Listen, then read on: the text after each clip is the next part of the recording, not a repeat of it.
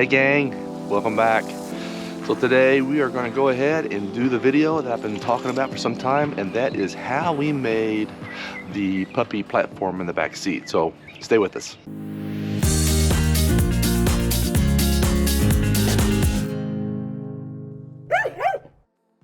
So we traveled for 2 years in our RV and with the truck, obviously. And when we got the pups, it was going to consume a lot of space in the back seat. And prior to the platform, which I'll show you here shortly, we had just tried them out in the back seat, right? Just put one of those little doggy covers to keep the seats from getting fur. That didn't work out so well. So it has a lot of fur. So we knew then we had to do something. The problem was your back seat probably looks something like this. So there's a really good chance you're towing an RV, you have a quad cab or super cab or whatever they call it, and you probably have something that looks like this. Bench seat in the rear. It may or may not flip up separately. This Ram does. But chances are you have something that looks like this. So what I had to do was make room instead of passengers or equipment, because we kept a lot of stuff back here, and I'll show you what that looks like in a moment. But we would flip these up like that, and then at least for the Rams, they have this platform that you can use. I forget the weight rating, I'll try to find it, but you can put this little platform down, and this is where we would store a cooler, maybe for, you know, drinks along the way, tools that I might need to get out quickly. Fire extinguisher would go into here. And when we got the pups, well, I was losing that space, and this still was not high enough. We could not, you know, even though we have the puppy cover that comes around like this, it wasn't tall enough, and they still couldn't see out the window. So, all right, so I'll show you what it looks like before the dogs. Okay, so magically, this is kind of how it would look. So I kept the Viair compressor. I used that battery jumper to power that. My power tool kits, things I might need. We would keep a cooler partially filled with some ice and some sodas and some sandwiches or whatever. We kept hand cleaners, kept like paper towels underneath here, under the seat. I would keep a set of these wipes here, so when I'm fueling up, you know, I could keep my hands clean, even though I do have a pair of gloves. Although I need to find those. they got misplaced during the winter. I gotta find out where those are. I keep the fire extinguisher here in the truck, along with, I keep one also in the RV. So this is kind of what it looked like. Now, as you can tell, this would not be puppy friendly. So what did I do? Well, I did this. So this is the puppy platform, and this is nothing more than a shelving unit I got from Lowe's. And what it did was it allowed me to take one of the units and the legs, and I cut these legs down. I had to measure, cut a few times, but what it still allows me to do is to put some bedding up here, and I'll show you that in a second.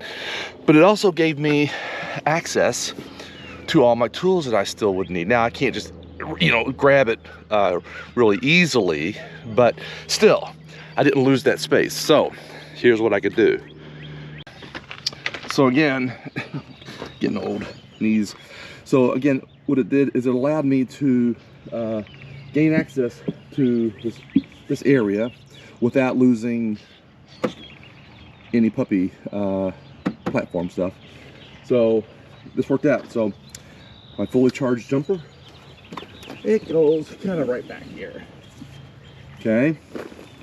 My other tools I might need to grab on the side of the road or just at a rest stop, they can go back here. The Viair, it goes back there, and I still have all this room. This gets pretty full. I think the drone goes here at times. Some of my other camera equipment. I do have a little photography hobby that I enjoy doing. I'll put a link down if you want to look at some of the photos. They are for sale if you're interested. So now that you've measured the height that you need this platform to be, again, we just cut the legs off, and it took me a couple times to just to get the level right. Cut it too short first. No, cut it little off first. Put it in, try it, and then you cut more off if you need it. But our first layer of protection over the seats is one of these old, well, not old, it's getting old. Tina, I might need you to go grab another. One of these little dog seat barriers, and I just hook it up around the seat, around the headrest of the vehicle, like so. So you get the idea. I'm not gonna show you all that. Pretty simple and self-explanatory. This one here has a nice slit in it, which is good because I can run those Kurgo car seat seatbelt harnesses down through here, snap them right into the seatbelt. So that gives them full access back here. So this is just in case there's any spills. We have water, we keep water over here. And if there's any accidents, which we haven't had any number 1 or number 2 accidents, mostly just water. All right, next item. We got one of these little foam mats. It was just for them really in their little room. But they weren't really laying on it that much. They just still would find a blanket and wad it up and sleep on that. So this just so happens to fit right in here on this platform, pretty much this way. I mean, there's a little bit of a gap, but it's okay. But this gives it a little bit of extra height, and it doesn't go all the way to the end over here against this platform board. I put that board there so they wouldn't fall off that end. They were, at times, they would slip off, and you know, we had to reach back there and put them back up on this platform. So I put that there so that they wouldn't slip off. So this goes down over your car seat cover. Next item is really just a dog pillow. And we just picked it up at the local dog, you know, the local pet shop. It was 10 bucks, I think. We caught it on sale. And we cover it with like a garbage bag that fits in, and this just keeps everything dry and clean for that bedding. And then this can be changed out, you know, when we need to. So this goes over this plant right here, this padding there. And what this does, not only does it keep it dry, but it also gives us an audio way to hear that they're moving around. So if we hear a lot of action going on, we look, they could be playing, or maybe they're giving us an indication that they need to go out and potty. So a little bit of a, you know, giveaway on their movement, which is fine. Then we just cover this with a blanket that they like, or a thin sheet. A lot of times the thin sheets are cooler. And we'll take a full sheet, cover it. And if there are any spills or if there were any accidents, we could just take it and just flip it upside down and use the other side, the clean side. And that's been working out great. So we gave them a great platform to sleep on and to walk around. I mean, if they're high enough, they can look out the front window and see us. They can look at the back window. They look out the door over here. We roll the windows down. A lot of times at fuel stops, let them smell all the trash and the stinky stuff at your local truck stop fueling stations. They love it. They absolutely love this thing. And I can't express how happy we are that they enjoy it that much, because it was a little concerning up front when we were doing some test drives and they were puking everywhere. So it's like, oh my gosh, what have we done? So from the other side of the platform, what you see is we did put a smaller cooler in. Still fits perfectly. Still have all this room. We usually, oh, I don't know, Tina puts a lot of her stuff here. She can just reach over the seat, reach down and get it.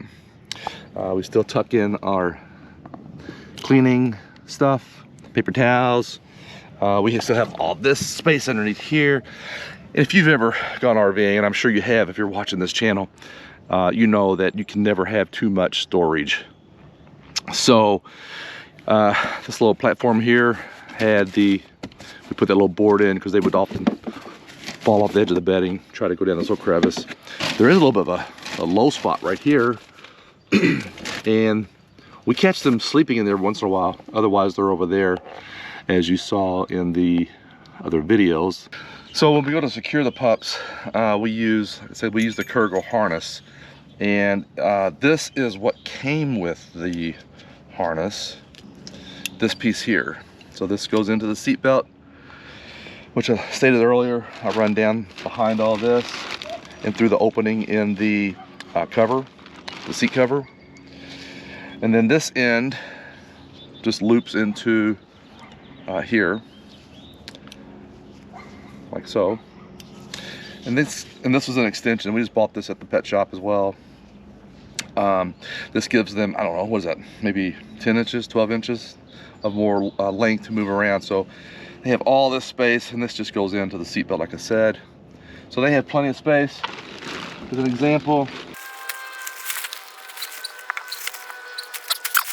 example, I went ahead and snapped this leash in, or this harness in. So it's in the seat belt, right? It's not coming out. As you can see, I mean, this is at the door.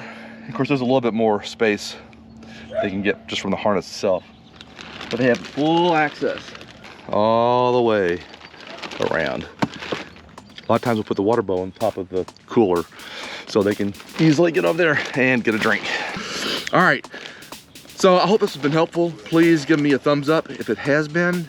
If you have any questions about this, please holler. I'd be more than happy to answer.